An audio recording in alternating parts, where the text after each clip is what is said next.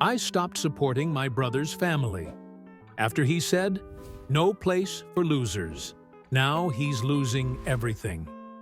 For most of my life, I never thought my family saw me as less than my brother, Jeff.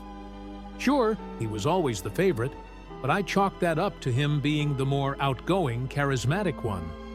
I was the quiet kid, the one who got lost in books and computers while Jeff played football and basked in the spotlight. I figured it was just a personality difference, nothing more. But I was wrong. This is the story of how I spent years supporting my brother and his family financially, only to be repaid with cruelty, humiliation, and betrayal. It's the story of how, when I finally cut them off, my brother's world came crashing down. And honestly, I don't regret a damn thing. Growing up in Jeff's shadow. To understand how we got here, you need to understand how my childhood went. Jeff was always the golden boy.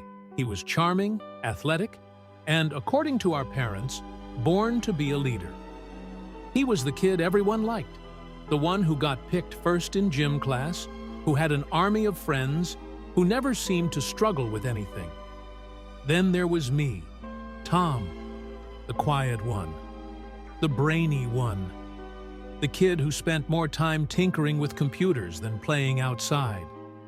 While Jeff was winning trophies, I was winning chess tournaments, only to have my parents say things like, "That's great, honey, but you know, Jeff just got offered a scholarship for football." I remember one particular birthday. Jeff had just turned 16, and my parents surprised him with a brand new car, a sleek black Mustang. Everyone at school talked about it for weeks. It was the car to have. When I turned 16, I got a used laptop. A nice laptop, sure, but come on. I told myself it didn't matter. That if I worked hard, if I made something of myself, my family would finally see me as an equal. Success and Jeff's downfall. Fast forward to adulthood. I went into tech, got my degree, and landed a well-paying job straight out of college. I worked my way up the corporate ladder, and by my late 20s, I was making 6 figures. I bought my own house, traveled the world, and invested wisely. Jeff? Not so much.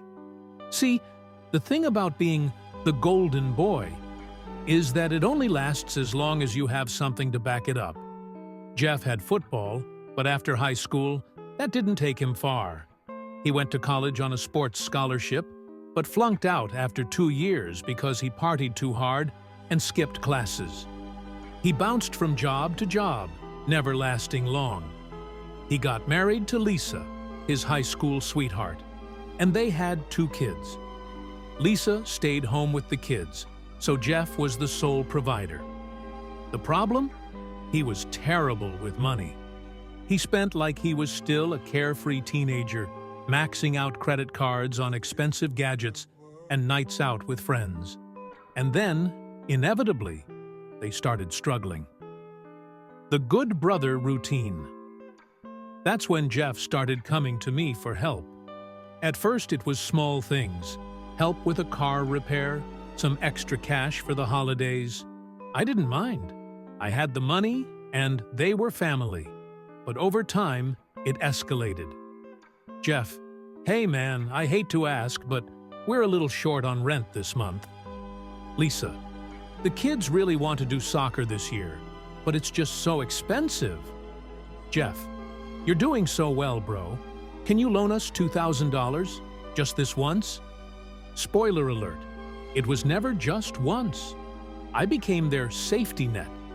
Anytime they screwed up financially, I was the first call they made. And for years, I let them. I told myself I was helping, that I was being a good brother, that they appreciated what I did for them.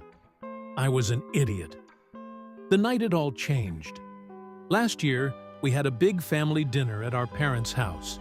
Everyone was there, me, Jeff, Lisa, their kids, our parents. It was supposed to be a nice evening. At one point, I mentioned a big project at work that had just earned me a major promotion. I wasn't bragging. I was just sharing. Jeff snorted, "Man, you and your nerd stuff. Can you even call that real work?" I laughed it off. "Well, it pays the bills." Then he said it. The words that changed everything. "In this family, there's no place for losers." Silence, then laughter. Jeff's, Lisa's, even my parents'. Like it was the funniest joke they'd ever heard. I felt my stomach drop. A loser? Me? The guy who had been paying for his kids' activities? Who had covered their rent?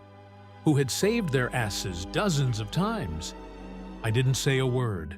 I just stood up, tossed my napkin on the table, and left. The fallout. That was the moment I decided. I was done. The next time Jeff called for help, I ignored it.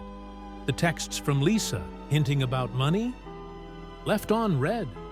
My mom even tried guilt-tripping me, saying, "You know, Jeff is struggling. Family helps family." I told her, "Funny. I thought there was no place for losers." Christmas came, and I wasn't invited. I found out Jeff and Lisa had convinced my parents I was the problem, that I had changed. Fine, let them think that. The collapse of Jeff's life. Then reality hit Jeff hard. Without my financial support, they couldn't afford their rent. They downgraded to a tiny apartment. The kids had to drop out of extracurriculars. Their car got repossessed. Jeff, who always thought he was too good for a 9-to-5, had to take a minimum wage retail job. One night, months later, I got a voicemail from him. "Tom, man, I get it now. I really do. I was a jerk. I took you for granted. Please, just call me back." I never did. Because in this family, there's no place for losers.